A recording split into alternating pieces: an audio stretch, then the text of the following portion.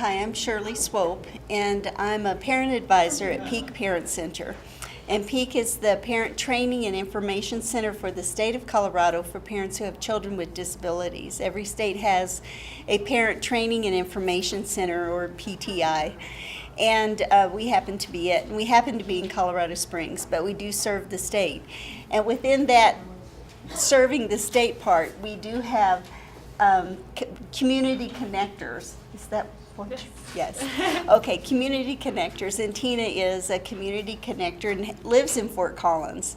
So she's the community connector for up in this region. And I am the parent of 3 kids, and all grown up now, and it's such a hardship for me to come up here because my son, daughter-in-law, and my 2 grandkids live in Fort Collins. So yes, I am spending the night, taking I have Fridays off, and yes, I do play a lot. And I was looking for stickers because my granddaughter had me frozen. So I'm pretty unstuck right now, though. She did have a sticker in her hair. I did have a sticker in my hair. I found it. So it's just really fun for me to come up here, and I come up here quite often. So I feel like this is part of my home, too, my home turf up in this region. And my son, who lives in Fort Collins, actually, is a professional person with computers who makes maps or is in that process, and has a severe hearing loss and had an IEP all the way through school and had a Section 504 plan all the way through college. And he makes more money than I do, so it worked. So, you know, what you want to do is have it where your kids are supporting you instead of the other way around, and so I'm getting there, so it's good. So that's why it's important for me. This is important for me because this IEP process has been around for a long time. And it still needs tweaking, and it still needs growing, and people still need to understand how it works because it can work, and it can work well. And so we'll get into that a little bit more. Tina, she's going to start us off. I'm going to start you guys off. You guys are so lucky. Anyway, my name is Tina Green, and like Shirley mentioned, I am the parent connector for Northern Colorado. So if you ever need anything in the Northern Colorado area, I can help you with that. Our office is, like Shirley mentioned, is located in Colorado Springs, but we do service the whole state. In February 8th and 9th, we have our inclusion conference, which is amazing. If you can make it, please come. It's worth your time. How I kind of got started into this, I too have three children, all 3 boys. My oldest son has an IEP. My middle son has a 504, and my youngest son just got the title of gifted and talented. So now I have a new acronym to learn. Now he's on a learning plan. So I kind of got this covered. Doesn't mean I'm an expert by any means. There was just a training last week that I was telling Shirley about, and Shirley's like, "Did you learn anything?" I'm like, "Actually, I did." And so, although this is something that my son is in 7th grade, so we've had an IEP his whole life, since age 2.5, but. I still continue to learn. So I just appreciate all you guys being here, and we're just going to dive right in. We don't have our clicker, by the way. So, one thing that I wanted to say also is, since they're recording it, when you guys ask a question, we'll try to repeat it because we have a mic, so that way who's ever watching it will know what the question was. Okay, so when you do the IEP, one thing's really important is people first language. And I know that everybody has heard of that before, but it's really important because it helps keep everybody focused and positive, right? It kind of focuses on what's great about your child, or that your child has a name. Like I had some people say, well, if I don't call them by that, what do I call them by? And I'm like, well, their name, right? And I always tell people, I was like, well, when Brady was born, I wasn't like, when I introduce him, I don't say, oh, this kid has Down syndrome and he's Brady. I'm like, this is Brady. So people first is really important. And it's important that if somebody in your IEP meeting is not using people first language, it's okay to call them out and be like, I'm sorry, I need you to use people first language. And is there a flyer in there for people? Because do you know in the handouts? Well, if there's not a flyer, we can email you. We can email you one. So some things here's some examples. Is Adam is a young boy with cerebral palsy, and Lucy uses a wheelchair. And it's really great to know to kind of what they use it, right? Like sometimes people are like, well, of course they use a wheelchair. Why can't I say she's in a wheelchair? Well, she's in a wheelchair, but why is she in a wheelchair? Because she needs it, so she uses it. So I want you guys to kind of take a minute and kind of pair up and think of somebody that, like a friend or a coworker, somebody that you really admire, and just kind of talk to each other just for a couple seconds briefly about what you like about them. And then we're going to kind of come back as a full group and kind of talk about what you liked about them. Just a quick little exercise to get to kind of break the ice a little bit, get you guys talking. Okay, guys, thanks for playing my game. I did forget to ask, and then I'll ask you what characteristics you like. But who in here is parents? Yes, I am. Okay. Who in here are educators? Great. I forgot to ask that question earlier. Thanks so much. Any advocates in the room? Great. Okay, so when you guys were discussing what you admire about that person or what you like about that person, what were some of the qualities you guys said? Hardworking. Okay. Compassionate. Great. Funny. Talented. All right, so now think back of the person that you were talking about. Did any of them wear glasses or contacts? Yeah. But did you say this person's vision impaired?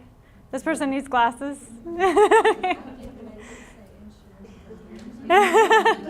always like to use that example because then people are like, oh. Another thing that I think is really valid too is, we all have accommodations, because sometimes people are like, oh, accommodations. But if we were blind, we wouldn't need these lights right now. So we all benefit from accommodations, whether it's glasses, curb cutouts, lights. So you just keep that in mind when people are like, oh, another accommodation. Okay, so here's a fun little exercise. So there's two young girls. Brooke is 11 years old and has Down syndrome. Her IQ is 55. She has moderate mental retardation. Her receptive and expressive language is at 4-year, 6-month level. She has minimal basic academic skills. She requires constant supervision. Her time on task and task completion skills are poor. And then we have Mila. Mila is an active 11-year-old who enjoys being with other children and making friends. She has a good memory for details and for following through on activities that are part of a daily routine. She likes doing things independently. She's very curious about how things work and likes to explore. She's good at operating electronics, equipment like computers, DVDs, and CD players. Okay, now that we know these two wonderful women, young women, I should say, now I want you guys to pair up in groups again. Isn't this great, all this group work? My husband actually hates group work. Every time he's like, oh, I'm like, just do it. If you guys want to just kind of get in a group again, and then I want you to think about these questions, and we'll probably just, because we kind of started a little late, so we'll probably just like maybe half the room do 2 questions and the other half do the other 2 questions. But if you guys can just kind of work in a group a little bit and kind of think about each of the girls' situations and how you would answer these questions for them. Okay, all right guys, we're gonna come back together as a group. If you can just figure out who would be the reporter in your group, and then that always happens, there's always one that's like, not me. So what group wants to go first? Oh yeah. Sorry, I could see the questions over here, so that's why. What group would like to go first? Okay, great. So if you can just answer the first one. Do you want to read the question, or you want me to? I better read it because it's being recorded. Sorry. How would the students' teaching team planning inclusion in the general education classroom be able to use this kind of information about the 2 girls? We came up with that it's helpful information, but we would ask more questions like, what are her strengths? What areas are interesting to them? And then start to plan inclusion based on those. On what? On both girls, or on? Did Brooke. You did Brooke. Okay. Brooke was the first one, right? Mm-hmm. Okay. Anybody have anything more to add to that one, or you want to? We found that the Brooks description focused more on things that she couldn't do or was limited in, and the second go, Malia, that it focused on the things, the tools that you could use in the classroom, whether it's special ed or general ed. It gave what she's good at, what engaged her, and what tools they could use to access, Right. her abilities. Yeah, and it was definitely more person focused, right, and more like forward facing is something is a phrase that we use a lot at Peak, and it was more about things that she can do.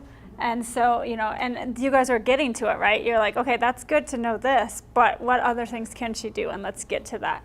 Okay, question number 2, how would general educators respond? As a general educator, originally, my first question would be what tools are available to me to provide? And then for the second question, I would think as a special educator, these are the tools I have, let's decide what is most appropriate for that child. Great. Did you have your hand? Okay. Do you want to recap? What? Oh, yeah. So what she said was, as a general ed teacher and a special ed teacher, right? What tools were as a general ed teacher? She was saying, what tools would be available for both girls too, or just Brooke? Well, for both, once I learned what Malia's other needs were. What's her right? Okay. And as a special educator, you were saying that you kind of already know the tools that are available. Or let's say the occupational therapist or the speech language therapist came in, what tools can you give me to use when you're not here? Okay, so tools from occupational therapists, speech therapists, that kind of stuff. Great. Right. Great. Okay. So you answered both of those. I didn't. Which girl would it be easier to support in the class, and why? Going back to the other 2 questions. Yes. In terms of a response, you kind of think in terms of emotions, or we did, and we thought that the educators would be more likely to be negatively responding to Brooke and positively responding to Malia. And kind of feeding into that last question, that it seems like the second Malia would be easier to support. Right. So I'm just going to paraphrase. So what you were saying is you think that based on the descriptions, they would be more receptive to Malia because it's again the more positive people first language, and it would be you think easier to include, right? Well, because and also too, like it's kind of more happy, right? Like I'm just going to go back to it just because. It's more happy, right? She's active, which could mean a lot of things, right? It could mean she jumps off the walls, or it could just mean she has fun outside. She enjoys being with other children. She enjoys making friends. And then the other one is all, like her receptive language is at age 4, so it's all like negative. So, and versus Malia is like, okay, here's what she can do, and how can we help that grow, and how can we help support that? Okay, this is one thing that we like to talk about is the 5 strengths of my child's interests and talents. So this is a good tool to kind of take out maybe a week or 2 before your IEP, and just think about, because sometimes like when you're sitting in the IEP, it's a lot of deficit driven. So sometimes you kind of forget about what their strengths are, and so if you can kind of put it on the fridge or wherever, someplace you might see it frequently, and be able to be like, oh, and sometimes it's easy to forget too. We see them every day, and we're like, oh my gosh, they can now, walk up the step every other foot. Just little things like that to be able to document these stuff, and then strategies that work for your child. Because sometimes in an IEP meeting, they're like, well, what works for your child? And I'm like, I don't know, like what works? And then you're trying to pull tricks out of your pocket real quick. But if you're able to realize, oh, you know what? When he can have a reward, when I say, do this, then this, that's a great thing for him. He really responds to that. Or my son responds really well to superheroes too. Like when it's like science time, I'm like, you're going to be Bruce Banner, and he's like, yeah, Bruce Banner, you know. Or when he goes to the weight room, you're going to get strong like Superman, you know. Like, and so just being able to use those reinforcers, and language is key too, because sometimes the way we say it at home, they might say it a little different, and the child might not understand. This was apparent to me one time with my son when we were at the chiropractor, and the chiropractor said, here, can you put this in the garbage? And he's like, and I was like, sweetie, put it in the trash can. He's like, oh, okay, I know what that is. So, you know, and even, because I mean, that's typical for people to have different words for different things. So this is a good tool to keep up, and then to bring it to your IEP, or even email it to your IEP team before the meeting as well. All right, here we go. What is an IEP? An IEP is an individualized education program. It's a written document that is developed for each student who is eligible for special education. So each child who receives public education related services has an IEP. And the IEP is individualized educational plan. That doesn't mean that it works for everybody. So it definitely has to be individualized. So it has to be, you know, based on your child and your child's needs. So we're gonna kind of start with that you've already had an evaluation. So once you have the evaluation, there's within 30 days they have to do an IEP, right? Is that how? Okay. So within 30 days they have to have an IEP. Go ahead. Can I just interrupt? Yeah. We are at the process where we're requested an eval. So can you just give us a few sentences that cover that period so that we can Yeah. understand that? So the question is, you guys are at the period where you requested an eval. Did you request it in writing? Yes. Okay, so that's the first thing. Is it's very important that you request everything in writing, just for documentation purposes. And is it 60 days or 30 days? It's 60 calendar days. Okay. And 60 calendar days, if it's a day on the calendar, it counts. School districts are open year-round, so if they could do evaluations in the summer. They really don't like to because staff is scattered on vacation and kind of that kind of thing. But the law says 60 calendar days, and that includes spring break, Christmas break, includes, if it's a day on the calendar, it's included, so 60 calendar days. They have to, Be they have to do the complete. evaluation And within be, 60 calendar yes, days. and then do the evaluation within 60 calendar days, and then 30 days after that, you have to develop the IEP. However, many of our districts, and I don't know what your district's policy is, but many districts just do the IEP right at the end of the 60 days. You know, we don't need 30 days to do it, we're just going to do it now. So it just kind of depends on your district, but by law, they have a total of 90 days for this whole After the complete event, yes. process. Yeah. Go ahead. And just a quick clarification, what I've run into a lot where an individual would do this, and they say, well, you're only eligible for a 504. They have no idea what a 504 is. And so there becomes this a logjam. So could you just briefly clarify the difference between a 504 and an IEP? Sure. Yes, that. Shirley's going to do that for us. Okay. And the question was to clarify the difference between a 504 and an Okay. IEP. They're two different laws. And basically, Section 504 is Section 504 of the Rehabilitation Act of 1973 and the Americans with Disabilities Act, Amendments Act of 2008. And it was kind of upgraded in 2008.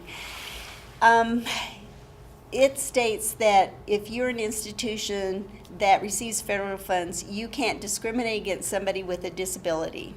And you have to provide equal access to whatever service it is that they're providing. And it's more than just, ramps going in the door. It's equal access to education, so that if you are a student who needs enlarged print, you get enlarged print. If you need to be a student who you just need to sit closer to the board up front, You get to sit closer to the board up front. You don't need an IEP, and you're expected to cognitively be able to understand and perform at that level. It's access to education, however that might look. And it's a civil rights law. Under the Individuals with Disabilities Education Act, that's an education law. And that's when you require specialized instruction in the classroom. So you can have a disability and not qualify for an IEP if that disability does not have a significant impact on your ability to learn in the classroom. So, but if you need some accommodations, but with accommodations you can still learn, that's a Section 504 plan. If you require specialized instruction, that's an IEP. If you require accommodations, that could just be a 504. If you need accommodations and modifications, or if you need modifications, that's an IEP. So Section 504 can cover a broader base of people, and IEPs are much more defined and narrow. And with an IEP, you have to fit into one of 13 categories. With a 504, you do not. It's just, I have a disability, I need this. You don't need to have a diagnosis of something. Does that make sense? If we're a 504. So they're similar, but there's some subtle little differences too. Thank you, Shirley. And a 504 is a birth to death law. And an IEP is 3 years old to 21 years old, or when you graduate with a general education diploma, not a GED, not a special diploma, but a general education diploma. So there are many kids, my son was one, who graduated at 18 with his class with a general education diploma. His IEP ended then. And what was the beginning age of that? 3. You begin at 3. Birth to 3 years old, you have an individualized family service plan, or IFSP, which is different than an IEP. Thank you. Thank you very much. Thank you, Shirley. Well, Okay, there's 3 types of IEPs. There's the initial, the annual, and the triannual. Shirley kind of just went over the initial IEP. After the eval, you do the initial IEP. And then you have the annual IEP, which needs to be done within 365 days, annual. So every year you have to do an IEP. And then the triannual is every 3 years. And what's important about that is your child's not the same at 3 years old. They're different at 6. They're different at 9. They're different at 12. So that's why it's important and why the triannual is done, because it gives a broader and a more in-depth look at your child. This is something that I learned last week about required IEP team members. So the parent always, always, always has to be at the IEP, or they have to say they can't be there, and it's okay to have the IEP meeting without them. And then this is where it gets tricky. So not less than 1 regular education teacher. So you can have 5 education teachers, but you need at least 1 regular education teacher. Not less than 1 special education teacher, a school district representative, and a person to explain the eval results. Now, Those be one and the same. yes, yeah. So people can hold more than 1 seat, but this was something else that I learned too. But so somebody can hold 2 seats, but they can't hold 3 seats.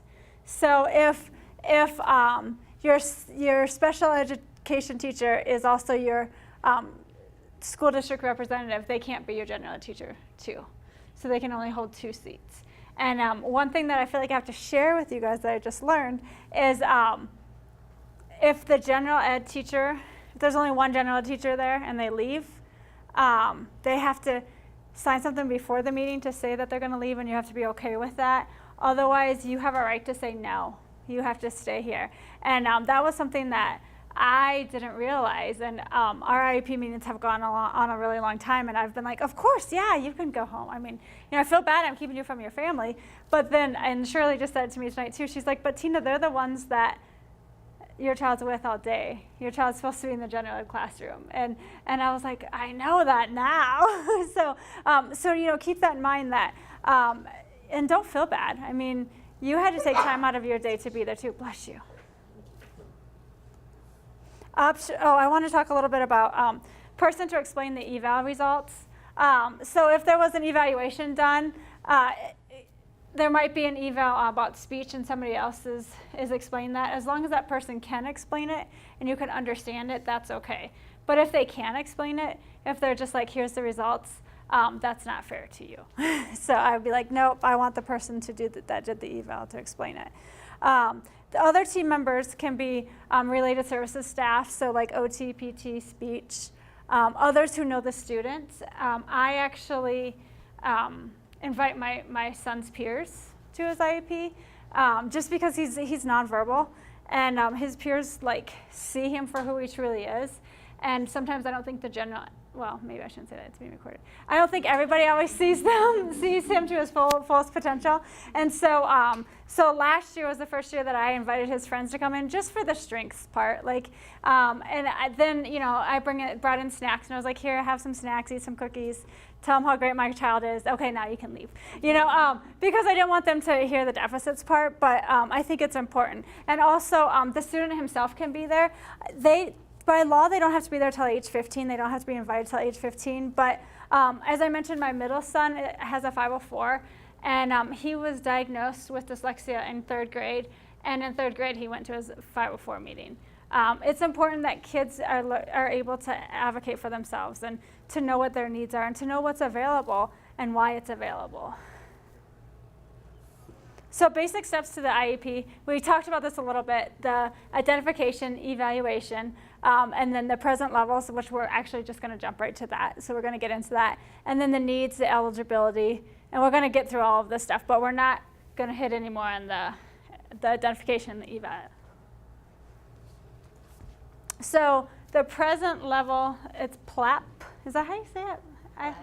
PLAF. I swear people always said PLAP for the longest time. Present levels of academic achievement and functional performance. And there's a reason I say it all out.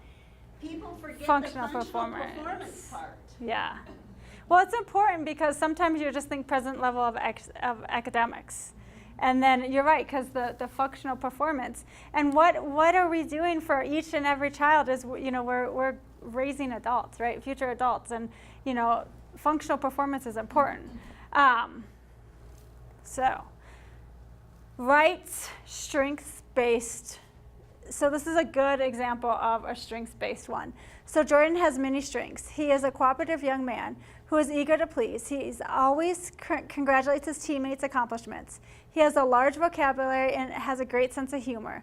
Test results from the informal reading inventory were as follows. So what I like about this is it starts about all his strengths, right? And that is important, especially for the school districts. So they get to that too, right? Like, so they're talking about how great he is, how good of a friend he is, and then it gets to, okay, here's his present level. So his reading is a 6th grade instructional level, comprehension is 4th grade level. Jordan loves to read and is interested in science. He needs to learn big ideas in science and social studies according to the state standards. Jordan is a motivated leader and enjoys peer interaction. Jordan needs to be with his peers without disabilities for academic and social development. Like, that's like my favorite part, is like he needs to be with his peers for academic and social development. And what's great about this is it wraps, I always say it's kind of like the sandwich, right? It talks about how great he is. It talks about what he needs and where he's at, but then it talks about, you know, how great he is and why it's important that he continues to be included with his peers. What grade is he in? Yeah, I see what we'll see. Okay, good deal, okay. And so now we're on to the needs. That's all you need to know, I guess. It's so weird not having a clicker. So examples of the needs. So he needs to develop friendships, right? According to that, he needs to develop friendship with his classmates, which can carry over to neighborhood activities, which I think is so important because if anybody has more than one child, that doesn't have a disability, you see how much they play, right? If you only have one child and they don't get invited to things, you don't really know. Until you have other children, you're like, oh, you know, this is important that they get to know their neighborhood, that they get invited, that they get to do this stuff. To improve reading skills so that he can continue to grow as a leader and use reading throughout his life in home, work, and recreational areas. What I like about that is it talks about why it's important to read, right? Why it's important is home life, his work life, and recreation. So it's taken that functional piece, like Shirley mentioned, to know what will happen during the day so that she will feel calm. I thought it was a he. Well, it's just, these are examples. Okay. We have girls who have needs too. To learn to use the computer with writing skills. And examples of how needs should be listed. To learn grade level academic standards for social studies, science, in order to build a broad base of general knowledge. To improve speech in order to talk to his peers. And what's great about this kind of stuff is it's not just to improve speech. So we can, and what I like about it too is it's weaving in that inclusion piece, right? To talk with his peers. To learn when and how to ask for help so that people can assist when what he needs. I mean, that's a basic living skill. Extended school year services to ensure students do not lose academic or social skills. Now, in Colorado, ESY, it's not a guaranteed if your child is on an IEP. They have to show, it's always, so I moved from Minnesota, so for me, I'm like, what? So they have to show a decrease in some kind of level. And they usually do it over winter break or spring break. And I was like, well, that was only a week, or 2 weeks. But, and so that's my understanding from ESY is that, do you want to, okay. Yes. Yeah, extended school year services are regression and recoupment. So it was written into the law because some students over an extended break like summer, would regress so much that it took them so long to recoup what they learned that now they're really behind more, and so it's to help keep those skills. It's not to learn new skills. Right. It's to kind of hold steady on skills. There are some exceptions though, like sign language. If you have someone who's learning sign language, you don't say, okay, you know 100 words. We're going to stop here for the summer. See you back, later. No, you're going to continue learning, and you're going to learn some new skills during the extended school year time period. So we have predictive factors too. And so like some kids who are just entering school at 3 years old, we can predict that some skills they're not going to hold on to them, and they can qualify for extended school year services. Or a new student who just had an IEP, we're going to predict that dyslexia is one that a lot of students get extended school year services because their reading skills are going to regress and they're just students who have dyslexia. So it depends on the individual student. It's not summer school. It's not like camp. It has to be based on your IEP goal and regression towards those skills that you're learning with your IEP goal. Does that make sense? Mm-hmm. So it's narrower criteria. A lot of kids can, once they get it, they have it, they're not going to regress. They don't qualify for extended school year services. But they still qualify for specialized instruction according to their IEP. Thanks. When you're writing needs, it's important to, like I mentioned earlier, forward-facing. Here's some needs that you should not be listed is needs to sit still, needs to listen better, needs to keep his hands to himself, needs to quit making noises, needs one-on-one speech therapy. What is something that you notice about these needs? Go ahead. They're all kind of negative. They're all negative. Anything else? Any other observations? No, They're the teachers. They're the teachers' needs, right? Like the teacher wants him to sit still. The teacher wants him to listen better. The teacher needs him to keep his hands to himself, And so like that always cracked me up. I was like, these aren't even the child's needs. These are the teacher's needs. Now, actually, we're going to take a break because I just looked at the clock. So we're going to take a break quick. I know it went by so fast. And then Shirley's going to come up. So, okay, so we're at the annual and measurable goals. No, is that where we're at? No. We'll see where we are. Oh, writing SMART goals. So after you're in this process and you're looking at your needs and you're looking at your strengths, then you want to make goals. And in our state, the goals have to be measurable. In the olden days, we had short-term objectives that were measurable, but the goals didn't have to be. But now goals need to be measurable. And so we need to know, that's why it's important to have that baseline of this is where we're starting, so that we know we have something to measure against to make sure that we're progressing. And when you have academic goals and academic measures, it's pretty easy. When you have behavioral goals or social goals, it's a little harder to have that measure. But you really need to talk about that at your IEP meeting so you know that you're going to have something that you can measure against. And if you have a child who has behavioral goals or social goals, and many kids with autism have those goals, then you really need to have it more than just teacher observation. So, because teacher observation, teachers are great. I was a teacher a million years ago, but teachers can have moods, and your observations can change from day to day. So you want to have something more concrete that you can measure against.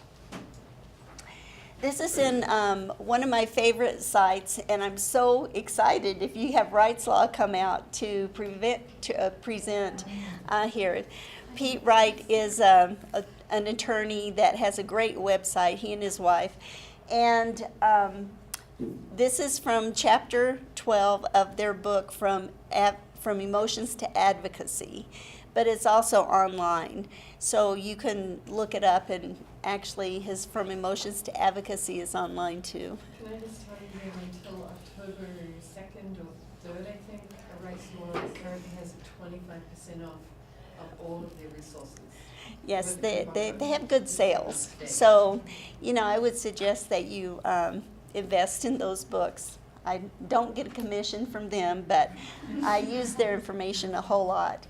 And actually took this from a business model of SMART goals, specific. You want to have specific goals. You don't want to have, he will be at grade level. That would be great, but we need to see how we're going to get there. So you want to be more specific and measurable. We talked about that measure. That measure is really important because that's when you know, are we making progress, or are we just guessing? Because when you write goals, you're looking into the future for a year. You're taking a crystal ball and you're going, I think we can do this. I think we can go there. We're making an educated guess, but it's a guess. So we need to have a good measure so that we know that we're really putting our efforts forward. And sometimes things don't work and we need to kind of regroup. Sometimes we don't guess appropriately and the kid reaches a goal in 2 weeks. So we really need to look at that measure. And then he just revamped the use active words to accessible. I'm pretty sure accessible is, if I'm remembering correctly. And because I was just reading it on his website recently. And then relevant. It really needs to be relevant to what your child needs. So you need to kind of prioritize sometimes. This is more important. This is what my child needs now. I want us to really work on this skill first before we tackle this other skill. And then it's time limited because you write IEPs for 365 days for a year. But it's not 4th grade, then 5th grade. It's from the middle of 4th grade sometimes to the middle of 5th grade. And you're going to have that bridge and that transition of when the kid's going to start school again the next year. And you have to remember that because it is 365 days, not most IEPs don't occur on the first day of school and end at the first day of school the next year. They are like from, October to October or November to November or something like that. So you're going to have that bridge time of going from one grade to the next grade, and you need to pay attention to that. And sometimes we don't pay attention to that. And but I think it's really important because that's when kids fall through the cracks of not having the proper resources and accommodations in place on the first day of the new year. And then kids kind of get frustrated, or teachers get frustrated, or schools will say, well, let's just let us get to know them, and then we'll see what accommodations they need. No, we know what accommodations he needs. Let's put the accommodations in place, and then you get to know them with those accommodations. If they need to change, then we can change it. But give the kid a fair chance to be successful that very first day of school. And so you, as a parent, you need to kind of remember that and think about that when you're talking with the school about the IEP meeting. Do you have something to say? No, I was just going back to Okay. Uh-huh. Can you talk a little more about the dynamics of that meeting in terms of, I think this is great information, Mm-hmm. but I'm curious, the other side of the table, what pushback you, The dynamic of an IEP meeting, is that what you're? like when you're raising, hey, we need we need to, Mm-hmm. here's the goals, this is what we want to do. I'm sure they have a very different view of this. Well, that's when you have that discussion and that conversation. And part of it is parents are going to have a different viewpoint of the child than the school's going to have. So that's just the nature of the beast, really. So they're thinking of how he performs in school, how they see him during the day. You're thinking about the whole big picture of how he is in school, but also his reaction to school when he comes home, the frustration, the homework or whatever, and how it all blends together. There are some kids who, hold it together all day at school, come home and fall apart, and then don't get their homework done because they just can't. They're done. That's it. And then the school's saying, well, we don't see that. Well, no, they don't see that because he's holding it together at school. So you really have to look at the whole child. And so part of that is bringing that conversation to the table. We really need to look at the whole child, and the setup for him falling apart at home is school. And so we have to kind of have that conversation. So sometimes it is a hard conversation to have because as a parent, we are emotionally attached very strongly to our children, or I would hope so, that we are emotionally attached very strongly to our children. And I tell parents all the time, teachers are not in love with your child. They don't love your child. They love their children. You love your children. They love their children. They want to do a good job teaching because that's their profession, and they want to do a good job helping your child learn. But the emotion they're feeling is not that strong love that you're feeling about your child. So when you go to that meeting, you sort of have to recognize that and accept it, but say, okay, I understand that. However, we're going to get the whole picture here of my child and how my child is performing in school. Well, one thing that I want to add to that too is a skill that I learned a couple years ago, which is really important, and it's a great skill. It's called I over E. So keep your intelligence over your emotions, because it's tough as a parent, right? I mean, there's time. I mean, I bring tissues into my IEPs, like, so I'm crying because I'm happy. I'm crying because I'm, but the biggest thing is to remember to, don't be too emotional, and it's okay to be like, you know what, I need a minute, and you can step out of the room for a second if it gets to that level, but it's always important to keep that intelligence over that emotion. Okay, that's, I guess the other aspect of that I'm getting at is as a parent, we want to get the most possible Mhm. out of the IEP. Yeah. And as a school district with a budget, they want to do the least they have to. I We am got so some- glad you said that. Pass that out. Yes. Do you We want- had this you wanna read wonderful, I'm going to read this to you, and this is from this summer in July. There was a Supreme Court ruling in Colorado. Well, it was a case from Colorado at the Supreme Court about a young man who had autism, and his parents removed him from the school district and placed him in a private school because they felt like he was just being babysat at the school. And so Chief Justice Roberts said it's not enough for school districts to get by with minimum instruction for special needs children. The school programs must be designed to let students make progress in light of their disabilities. When it's all said and done, a student offered an educational program providing merely more than de minimis progress from year to year can hardly be said to be receiving instruction at all. It aims so low that it would be tantamount to sitting idly awaiting the time when they're old enough to drop out. It cannot be right that the IDEA generally contemplates grade level achievement for children with disabilities who are fully integrated in regular classrooms, but satisfied with barely more than de minimis progress for children who are not. And so that was a very strong statement about Very strong. we've got to pay attention to the academics and make sure they have a full and fruitful education. And so with that, do you want to say something? Yes, I do, because we did my grandson's IEP in April or May, and they were trying to just basically babysit him. And we actually pulled down a draft of his full statement, of Uh-huh. the whole, That- whatever mhm. it's called they do. Anyway, and I presented it to the special education coordinator, and we came up with a much better IEP than they All had right. initially offered. And this is the three power paragraphs, I call them. They're not.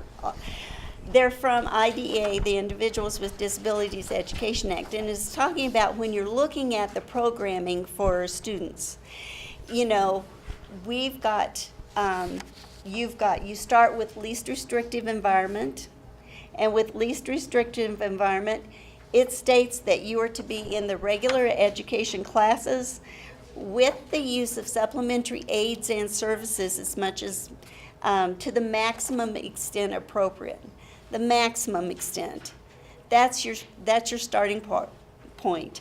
You start in the classroom you would attend if you did not have a disability, adding supplementary aids and services to that setting. And then what are supplementary aids and services? Well, supplementary aids and services are supports that are provided in the regular education classroom.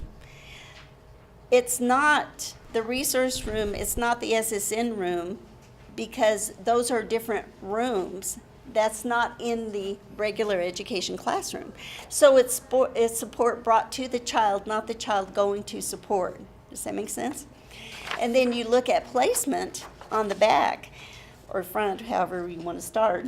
But on the other side, we talk about placement. Who makes the placement decision? Placement decision is made by a group of persons, including parents. So it's the IEP team that makes the placement decision. It's not one person. And if you go down to the bottom, to Section E, it states that a child with a disability is not removed from education in age-appropriate regular classrooms solely because of needed modifications to the general education curriculum. So when you take this and you take Chief Justice Roberts' statement, that's what he's saying. He's saying no. Education. Kids are in school to get academic education.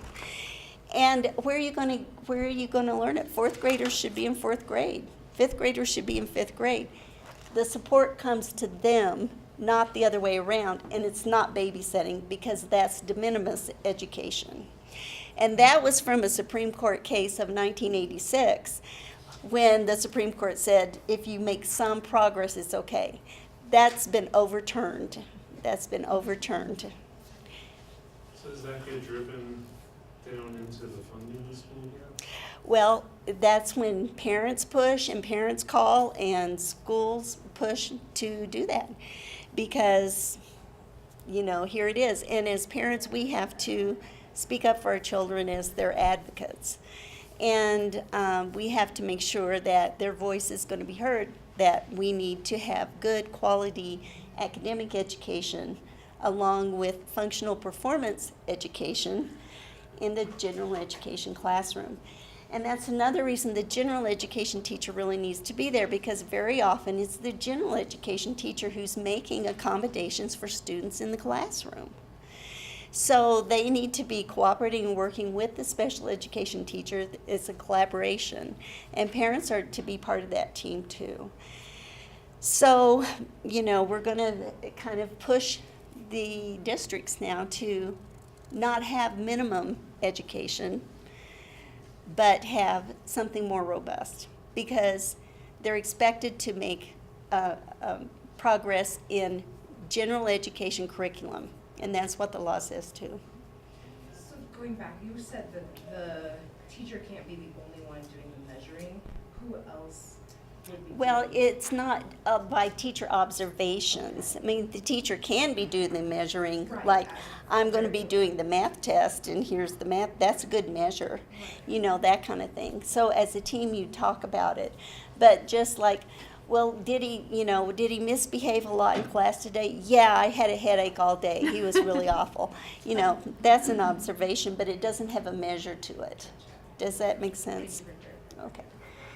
So here's some goals that, a sample goal. He'll be able to express himself and defend his point of view by a written essay as measured by the teacher, evaluation, and the 8th grade district writing assessment. That's not teacher observation. That's a writing assessment. That's the teacher's going to give that because the teacher knows how to measure that. While participating in general education, world history, Chantel will learn new concepts of all units in the school year, and she'll show her knowledge of concepts by using a variety of assistive technology strategies like PowerPoint, those kind of things, with 75% accuracy on or at least 3 concepts for each unit. So now we have a measure there too, and her curriculum is going to be modified in general education classroom, but it's a modified curriculum.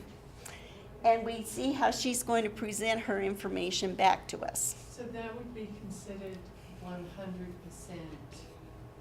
accuracy for the child based on the modified curriculum? Yes. Yes. So she would, you know, if you're looking at grade scale, if she can present it with 75% accuracy, at least 3 concepts for each unit, that would qualify as an A. essentially. Yes, Correct. exactly, because she is competing, not competing, but she's being graded against herself. She's being measured against her baseline. Right. And that's why you need those good baselines, because then you have something to measure against. And she's measuring against her learning, how she is progressing herself, not with anybody else in the classroom. And sometimes it's, you know, you can use these 5 big ideas. You know, we're learning evaporation. What are the 5 big ideas about evaporation? What do I want this student to know? And that's when the general education teacher really has the information for the team to know. You know, I think it's really important that we talk about clouds. We talk about how the water goes up, how clouds are formed. We're going to be looking at clouds and taking pictures of clouds, and then the rain comes down, you know, that kind of thing. So the concepts I really think are important are this, this, and this. They may not have all the words, but they're going to understand that cycle. And that's where having that conversation with that general ed teacher, like, okay, so, you know, for my son is Brady. So for Brady, what or any student in here, what are the 5 most important things that you would like him to get? Okay, how can we modify it so he can get those 5 particular things? There's a really great website. It's UDL. It's Universal Design Learning. Has a lot of great ideas on how to. I send that to my son's teachers every single year. Like, here's a great tool for you guys. So udl.com? Just Google Universal Design Learning, and I don't know if it's .com or .org. Now that you say that, I just copy and paste. So. I'll go fast.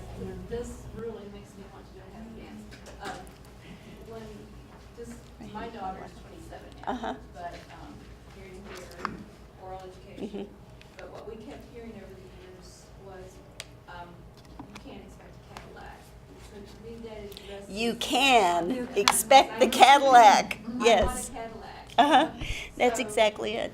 This is what, am I correct in That's, saying you're this is correct. what- That it was overturned. It was overturned this summer, that you can't expect, they used to say you can't expect a Cadillac, we don't have to provide, Cadillac services.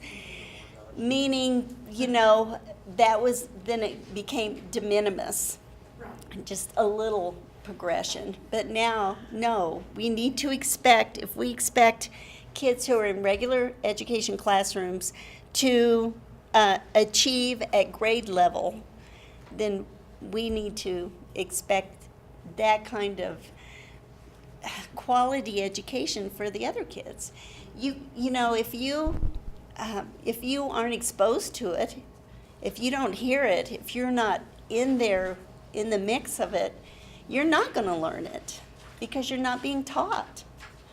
So, And did this link show what the case? yes, such and such that's where I got it. And so, with drafting goals, you can include phrases like this, with typical peers for support, and with one prompt from a classmate, in the presence of students who do not have disabilities. This was my son's IEP all the way through school, and he does some high-tech work now. But he had prompts and support from his classmate. Get your book out now, what'd she say, that kind of thing. And at times that was naturally occurring during the day. Language is a great connector, and it's also a way that we separate people. And often with kids with hearing loss, as significant as his is, it's a separator. But it didn't separate, and now he's has selective hearing when he's asked to take out the trash. I will admit it. His wife complains about that, but she has a right to. Well, one thing I wanted to mention about those goals, sorry, Julie, is it incorporates typical peers, right? It's kind of ensuring that your child's going to be in the classroom, and it's kind of setting up the picture that my child deserves to be in that classroom, and just having those little phrases in there. And do you know what that is, those support with typical peers? It's a supplementary aid or service. You can include it there. We have that added to our daughter's IEP when she received PART, Uh-huh. and that the person doing that would say, Joe is speaking now, so she would know who was talking. Uh-huh. And then it would say Mhm. what they're talking about. Mhm. So that can be written in. Right, yeah. So you just want to make it as kind of just think through the day and think what kind of supports would work here. And sometimes it's like they go, well, yeah, that makes sense. Why didn't I think of that before? It's like, oh, okay, a lot of times. So when we talk about those supports and services, that's what is kind of the meat and bones of the IEP. And in the IEP, you can have kind of special factors, and these are special factors. Special factors are behavior plan, an assistive technology plan, communication plan, health plan, literacy plan. If you're a student with vision impairment, you're going to have mobility plan too, like learning how to, transport yourself through buildings and on the street safely and that kind of thing. If you have a communication plan, it's generally for students with hearing loss or deafness, and learning how to, do we need an interpreter? How's the student going to receive the information? And assistive technology with my son had his own FM system that he wore, the teacher wore the microphone and that kind of thing. And so we had to talk about that and who's going to be responsible for it, who's going to make sure that when it needs to be repaired, it's going to be repaired and that kind of thing. Behavior plans, not every student needs a behavior plan, but there are some students who do need behavior plans. And some students who are learning social skills or some students who need that kind of support, they might need a behavior plan. It doesn't mean that they're a student who's throwing chairs. It might mean a student who's very anxious about being at school and very nervous about being at school, or very, quiet and they disappear. That's behavior. It doesn't mean it has to be a violent behavior. It means it's a behavior that's interfering with their ability to learn in the classroom. So sometimes some students are so anxious and nervous about school that they just want to be invisible. How do we support that student in a behavior plan to make that student feel comfortable enough to kind of open up to the classroom? Or there are some students who don't have any friends on the playground. They're not playing with anybody. How can we help them connect with others? That's a behavior too. So when you think of behavior plans, don't just think of the kids who have behaviors that are violent and really are yelling at you, here I am, this isn't working for me, and I'll show you by throwing a chair at you. But some students are saying, this doesn't work for me, and I want to be invisible, and please don't look at me. And so you look at that. Health plan, that's pretty explanatory for students who have a health need such as diabetes or anything like that, or medication. You have to take a medication at school. You really need to have a health plan and talk about that. Seizures at school, things like that. So diabetes falls in IUP not 504? Well, it depends. Okay. It depends on the student, but yeah, if you have a student who is has the medical condition is significant enough that they're going to qualify for other health impaired for an IEP, and that's one of the categories, then their health plan would be part of that IEP. If you have a student who has attention deficit disorder and might take a medication at lunch, that would be possibly just a health plan, or might be a health plan in a 504 plan, because we need some other accommodations too. But if you have a child whose sugars drop and they have to leave the classroom and it's interfering with their ability to obtain. Yeah, the and care they that might go into a education- coma. Yeah, Right. that's And pretty serious, yeah. Okay. Okay. So it just kind of varies, it's a real individual call to it. And then a literacy plan for, uh-huh, Shirley, go I have ahead. a question about, Sure. I don't know if this would be a health plan or, but I've seen kids in some districts where attendance becomes an issue because of medical diagnosis or whatever. And sometimes we've had trouble with the school districts wanting to then book a truancy. So can you talk a little bit about how Yes. you plan for that? Yeah, and that happens more often than you would think, when kids are missing school, because school districts will have policies saying you can have like 5 sick days during the school year or something, that you might have a school district policy and you want to look in your student handbook at that. And then the more days you miss, then you're going to become truant, because you have to attend school for so many days and that kind of thing, and then your name gets in the computer system and you start getting calls. And there are students who, because of medical therapies or just sickness too, are going to miss more days than that, than what is allowed in the district policy. that needs to be addressed at the IEP meeting or the 504 meeting and say, you know, we're going to be sick. We're missing more days than that because we have every Thursday afternoon at 2, we have therapy that we can't miss. And we can't change it because all the after-school slots are taken, and this is the only time the therapist can see us, and we need to go to that therapy. It's just really important. Or, you know, we have a student who has migraines and can't get up in the morning, you know, if we've had migraine before the night. So we're going to miss more days than that. You need to get it written in your plan that the student will be excused. The student has a chronic health condition, and this health condition is going to impact their ability to attend school on a regular basis. And kids with, you know, cancer and cancer treatment, that kind of thing, too, may just miss weeks at a time. And then you really need to talk about how are we going to, you know, make up that time lost for that student.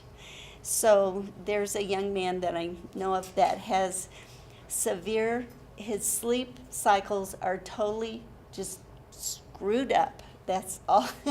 And medications aren't helping. He cannot wake up before 10 o'clock. He just can't. And so now his school has, his school starts at 10 o'clock in the morning.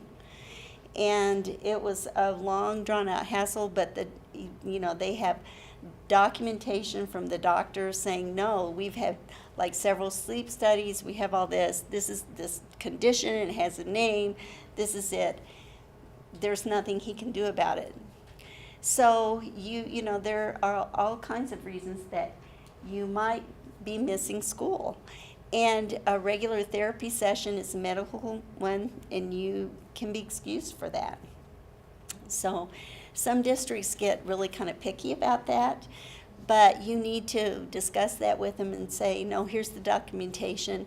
IEPs are based on a student's individual needs, unique and individual needs, and not on school district policy. That's a school district plan.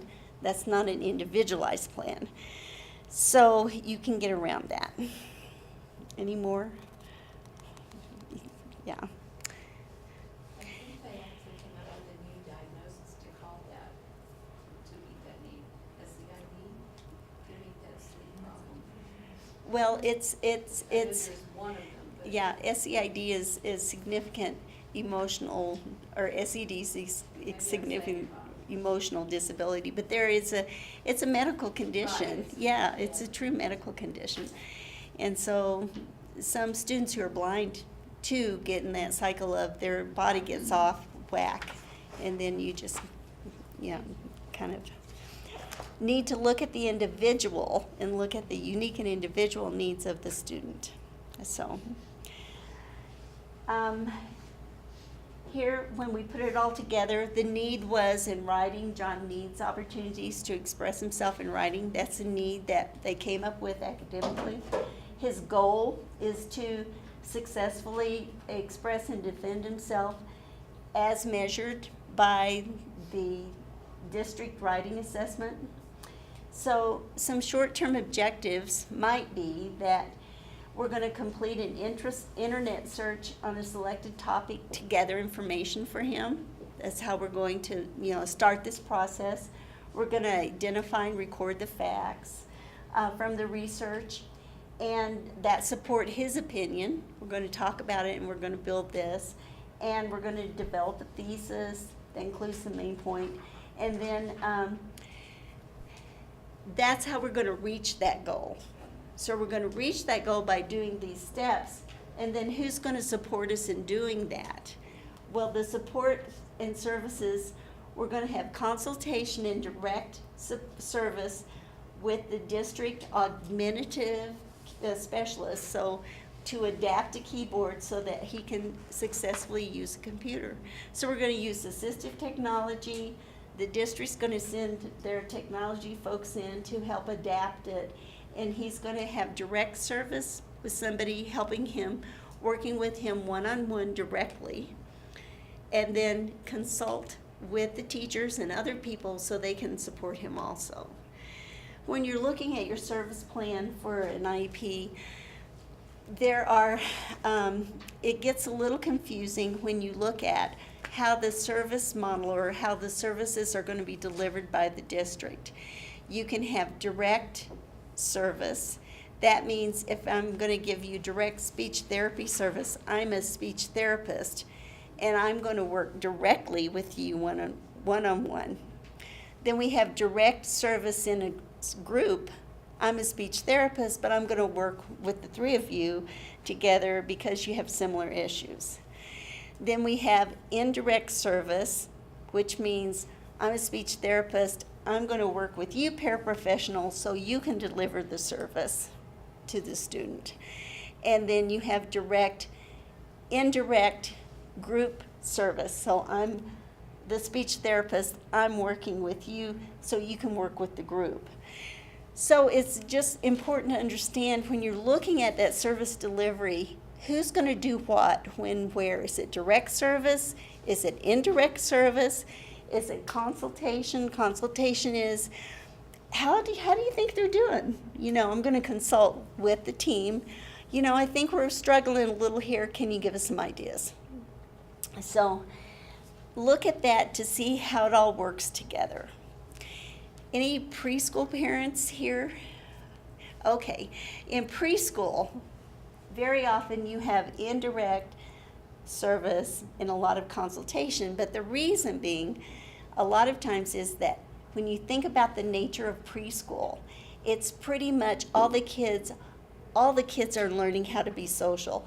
All the kids are learning language and speech. All the kids are working on their fine motor. All the kids are working on their gross motor. That's a real natural kind of growth and, you know, time of your life. When you're a preschooler, you're working on all those things. So it makes a lot of sense for special kids who need that special education service to be kind of included in that group, because really all the kids are getting a lot of therapy within that setting. And then kids who are, you know, preschoolers might be getting a little more one-on-one here and there. But it's going to be pretty much integrated into the setting in which they're in. Does that make sense?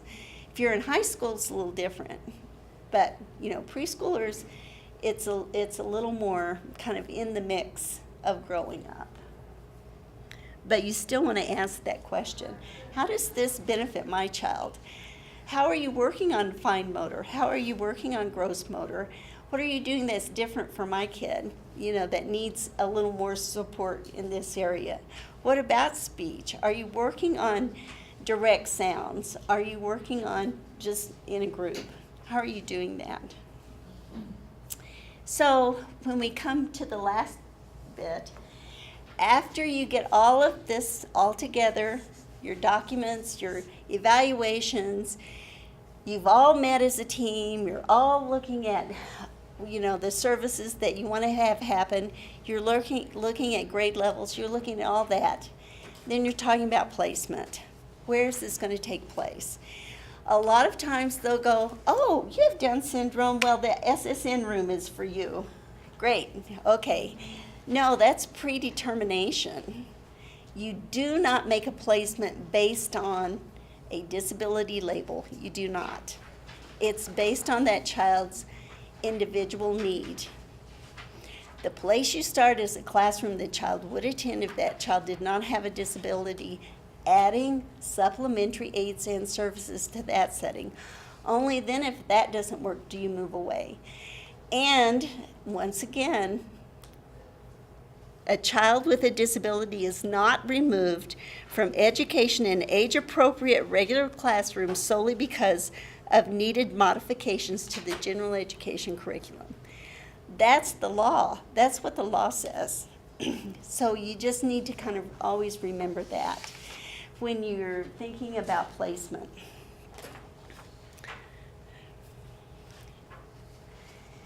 Then it really is important to remember that special education is not a place. Its service is brought to a child through this process. They are general education students first. You have general education students, your regular education student first. Your regular education student who needs support through this special education process. What kind of support do you need? What kind of supplementary aids and services? What kind of specialized instruction do you need? What kind of modifications do you need? What kind of accommodations do you need? That's bringing it to the child. And you need to make sure your IEP goals are written to provide that. Sometimes, when you're working with school districts and they are under a lot of pressure, they've never had any money ever, and they have always had a shortage of money totally for all the years that I've been working with them. And they'll say, we just don't have the money for that. We don't have the money for that. Attitude doesn't cost. Attitude is something that doesn't have a price tag on it. So is it an attitudinal issue, or, what is it? So as parents, you get to say, that's an administrative issue. It's not my concern. My concern's my child. And according to the Individuals with Disabilities Education Act, this is where we start. We don't start with a classroom program that you already have in existence. It might work. It might be a perfect, really good fit. It might. But that's not where you start. And you don't start based on a label. Doesn't matter what your label is. You're not looking at labels. Labels should not drive services. The individual needs of the student drives the service. So you can have a student who has a hearing loss and is lousy at math and needs support in math because they have a learning disability in math. You can have that. You can have a student who, has autism and really loves to sing in choir and is really social and needs music. So you look at the individual student. You don't look at the label, and you don't look at the school programs that they have designed for those kids first. You look at the student first.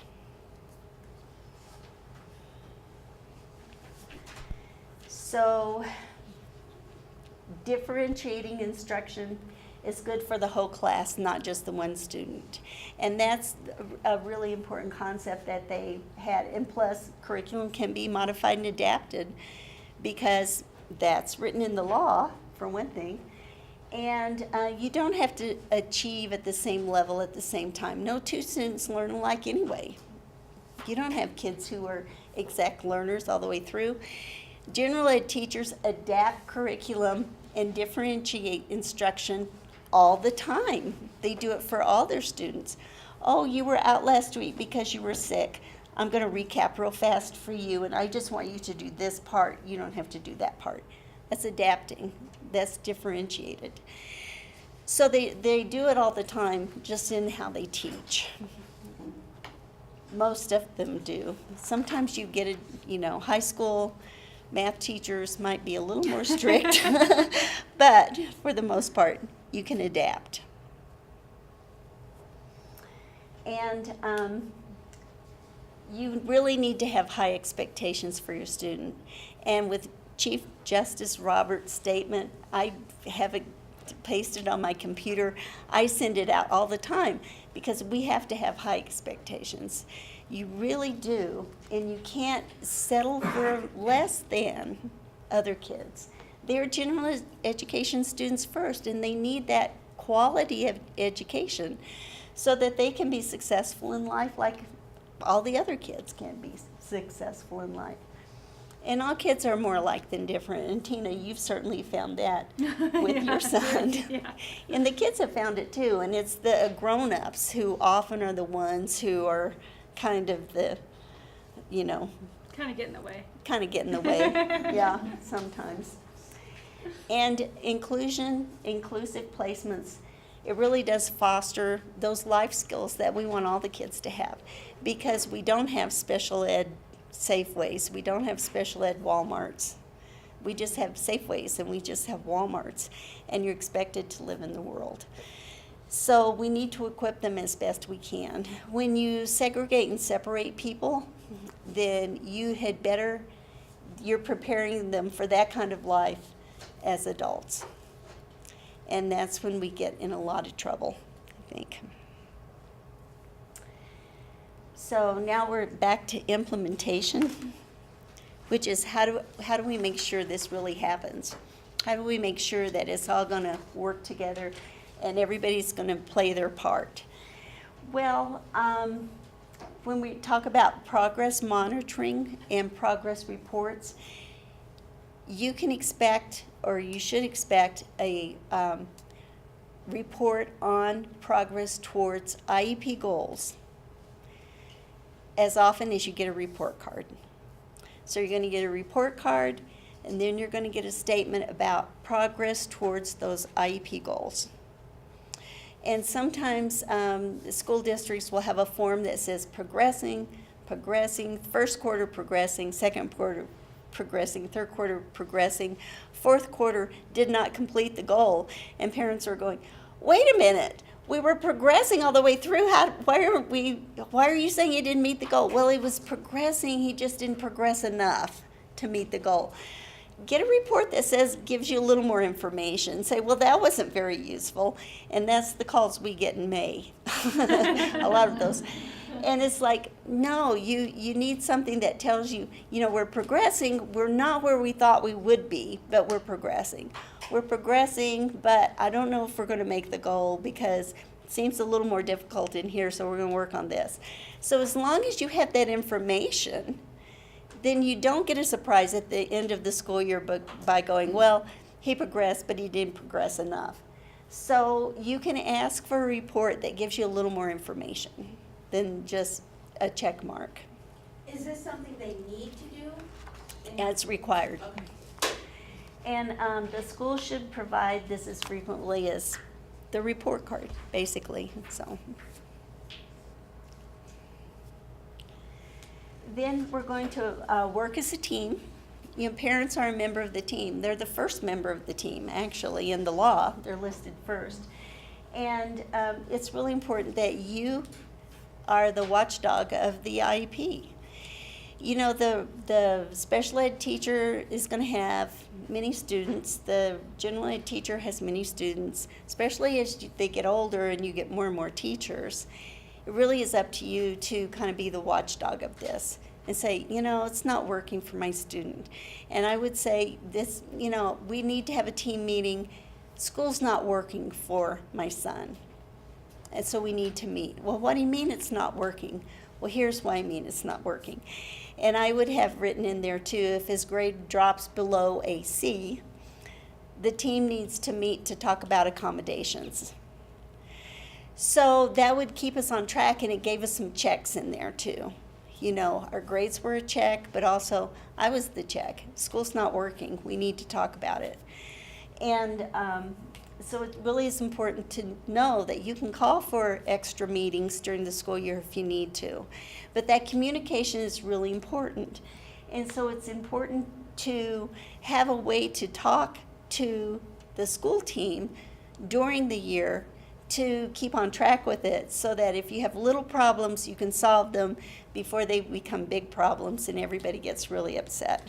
And I want to mention too, so middle school is way different than elementary. There's way more teachers. But what I do every year at the beginning of the year is send every single one of his teachers an email saying, congratulations, you have my son, and all, this is what's great about him, this is where, and the things that are negative about him, I frame it in a positive way, he likes to have his way, aka he's kind of stubborn, but and I open up that door for communication, and then that's when I send them their tools too for different websites to assess things, but also please know that I'm here at any time to help you. And I also address that his friends are a great person to help motivate him as well.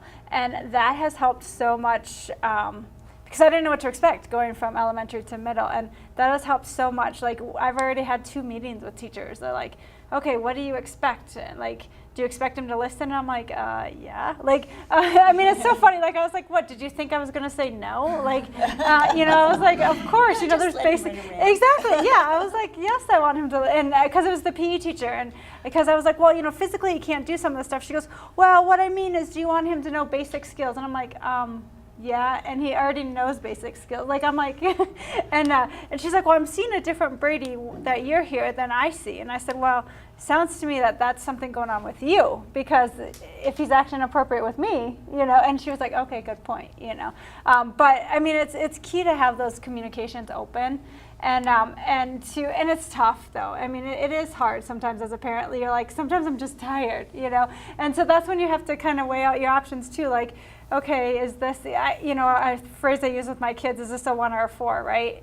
So is this a 1 or a 4 today? Do I want to address this, or do I just kind of let it go?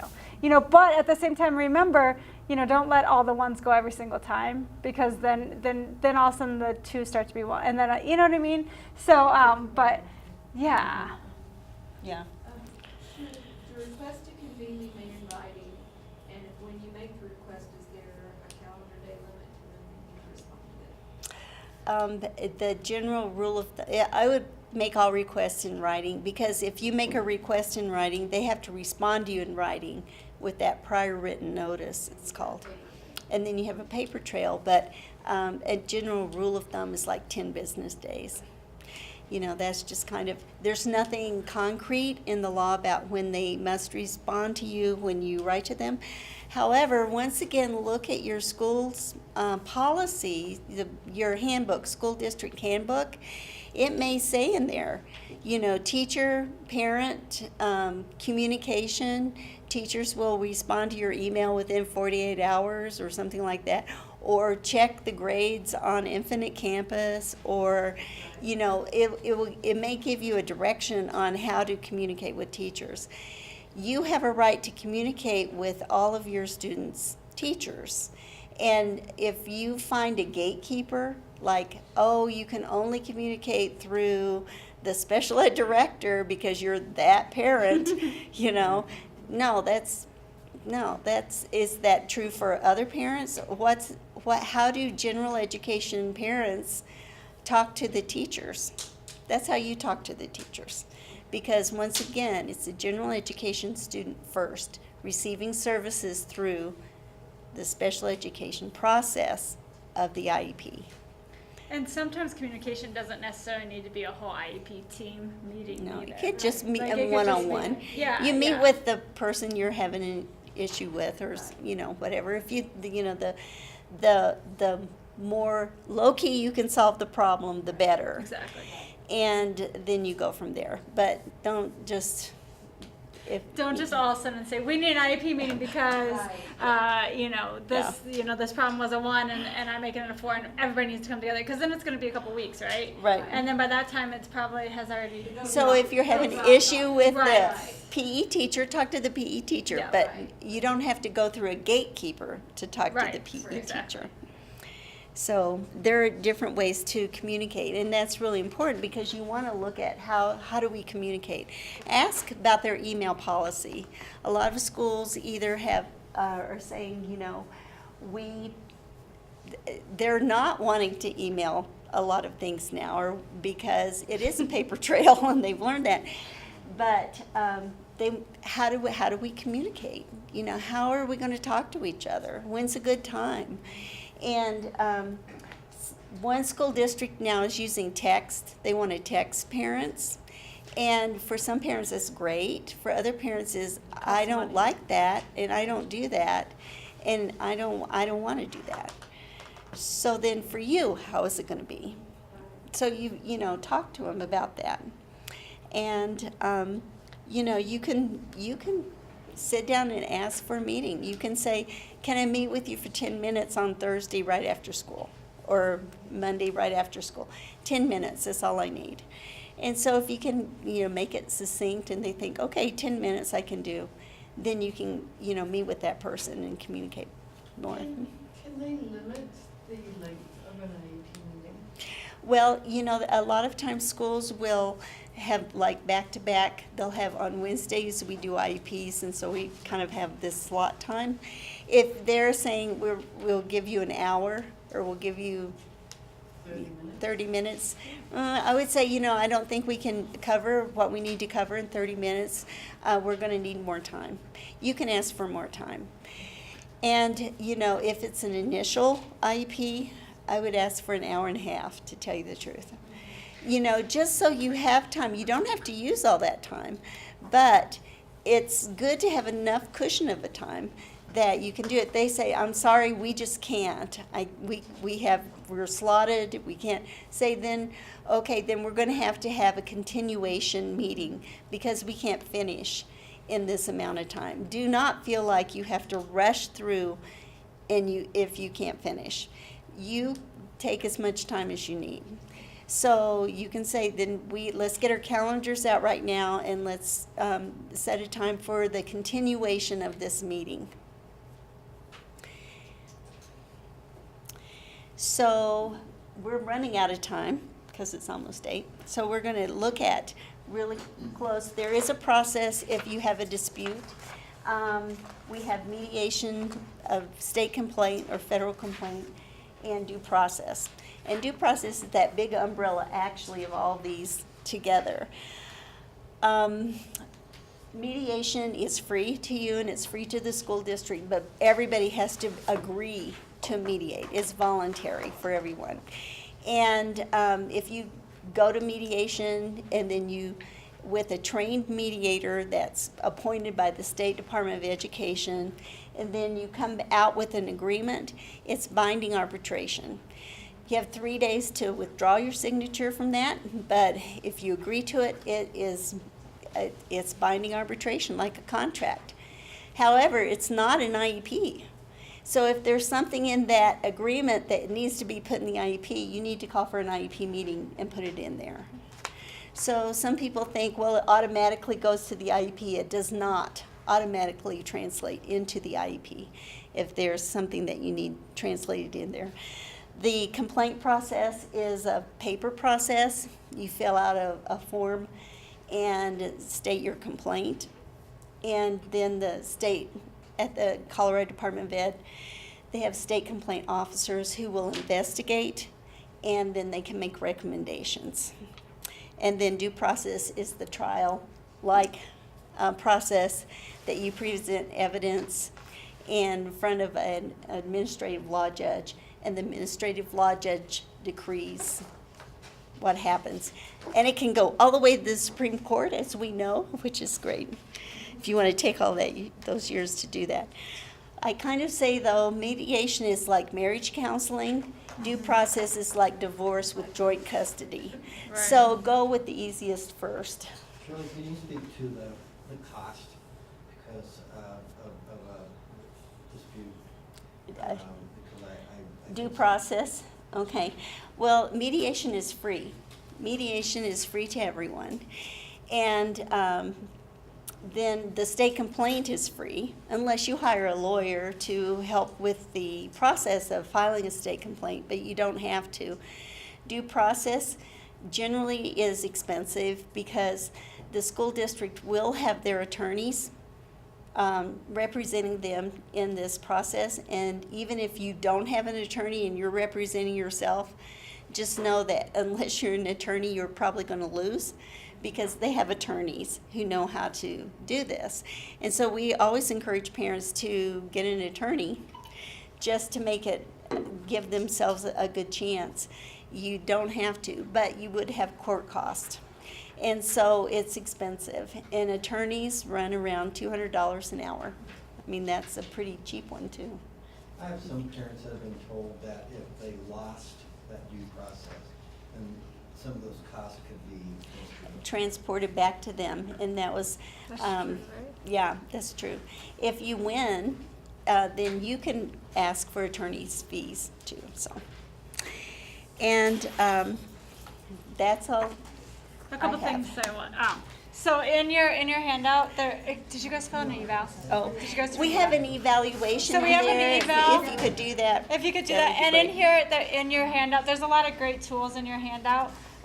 In your handout, there's an IEP checklist, and they do have a people first language in it. So that's just so you know. But we would appreciate if you could fill out the eval form. I know we ran over. Sorry, guys. It says 8 o'clock. We're right on, It's just 8. on the Okay. button. Yes. So please feel free to give us a call. My cards are out front. Tina's cards are there too. And we're happy to talk to you anytime. And Fiona, call anytime again. So. I already wrote that off. For the people, I just had a question I thought when I was driving over here. What would you say is the single most important item for a parent to bring to an initial IEP meeting? Okay, so is this still recording?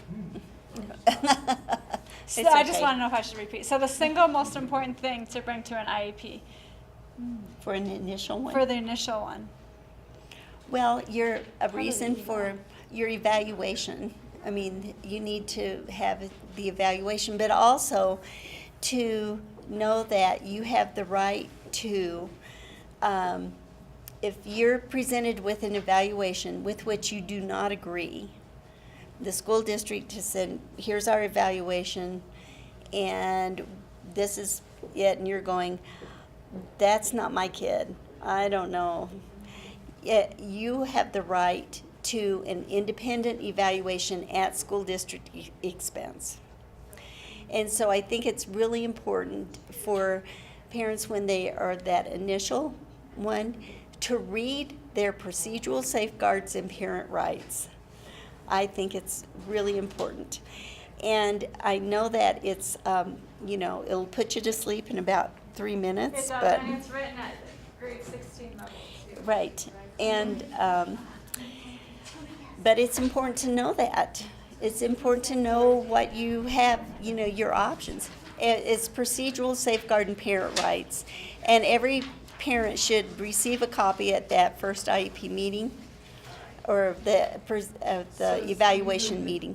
10 days prior or at the It would be nice to ask for it they usually hand it out at the meeting. But it's procedural safeguards and parent rights. And it's on the Colorado Department of Ed's website. I can email it to anybody too. But it's, you email me in, or Cindy Caldwell is the parent advisor tomorrow at Peak. She's working, and she'd be happy to email it to you if you wanted to call. But you can get my card and call me. I'm playing tomorrow. I am not working tomorrow. But I will add that all parent advisors are great. So if you call and Shirley's not available and you need to talk to somebody right away, just talk to any of the parent advisors. They're all really, really good. Because Shirley likes to play, and so if you need to speak to somebody, I mean, you're more than welcome to leave a message for Shirley at any time. But if you're like, oh no, I really want to get this question But answered we all today. know the same thing. So yeah, they all know this, and they're all wonderful, wonderful. Yeah, just call us.